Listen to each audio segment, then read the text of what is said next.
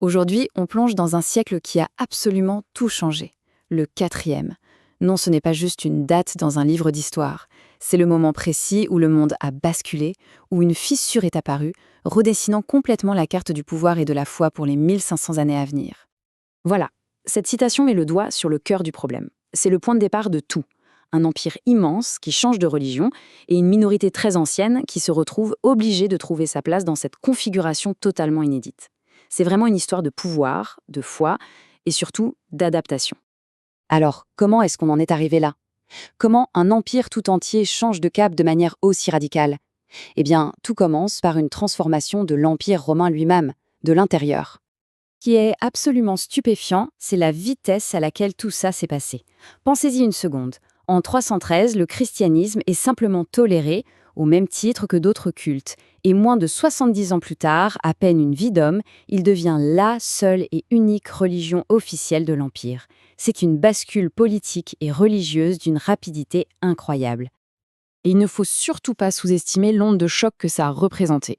Pour toutes les communautés qui n'étaient pas chrétiennes, et en particulier pour les communautés juives, ça voulait dire une chose.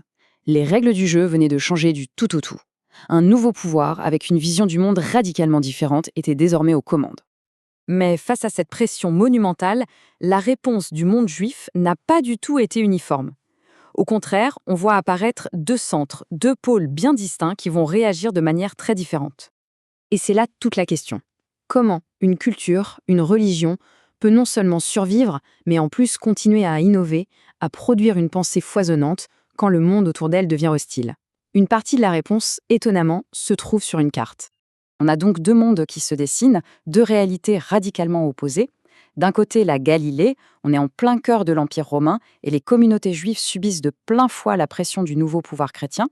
Et de l'autre côté, la Babylonie, qui est hors de portée de Rome. Là-bas, les communautés juives ont une bien plus grande autonomie. Et ces deux contextes si différents vont donner naissance à deux projets intellectuels absolument monumentaux. Juste une petite parenthèse pour qu'on soit bien clair. Le Talmud, qu'est-ce que c'est? Ce n'est pas un seul livre, mais plutôt une bibliothèque entière. Une immense compilation de discussions, de lois, d'histoires. C'est le socle de la pensée juive rabbinique, un projet intellectuel gigantesque qui s'est construit sur des siècles. Et donc, le point crucial à retenir, c'est celui-ci. La pression qui s'exerce sur la terre d'Israël en Galilée va provoquer un basculement. Le centre de gravité intellectuelle, démographique et spirituelle du judaïsme va se déplacer vers la Babylonie. C'est là-bas que la vie juive va connaître un essor absolument sans précédent. Bon, maintenant, regardons les conséquences très concrètes au niveau de la loi pour les Juifs qui vivaient à l'intérieur de l'Empire. Il faut bien comprendre qu'avant tout ça, sous l'Empire païen, le judaïsme avait un statut officiel. On appelait ça une religio licita, une religion licite. Ça veut dire qu'elle était reconnue et même protégée par la loi romaine, même s'il y avait des conflits de temps en temps. Mais après le grand tournant chrétien, tout change. Attention, le judaïsme ne devient pas illégal, mais son statut se dégrade à une vitesse folle. De religion légale et protégée, il passe à une religion tout juste tolérée et de plus en plus limitée.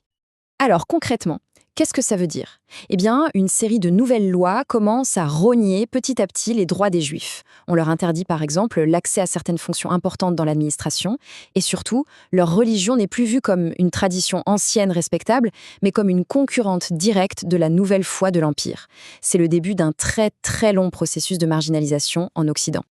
Alors, au final, qu'est-ce qu'on retient de ce siècle de bouleversement? Quel est l'héritage durable qu'il nous a laissé? En fait, le bilan de ce siècle est à double face. D'un côté, en Occident, la pression chrétienne mène à un exploit intellectuel incroyable, la rédaction du Talmud de Jérusalem. Mais en même temps, elle enclenche ce long processus de marginalisation. Et de l'autre côté, cette même pression va provoquer le déplacement du cœur battant du judaïsme vers l'Est, en Babylonie. Un nouveau modèle est né, celui d'une minorité qui doit s'adapter pour survivre et prospérer en terre chrétienne. Et cette dynamique, elle va marquer des siècles et des siècles d'histoire. Et tout ça, ça nous amène à une dernière question. Une question qui ouvre grand les portes de l'histoire.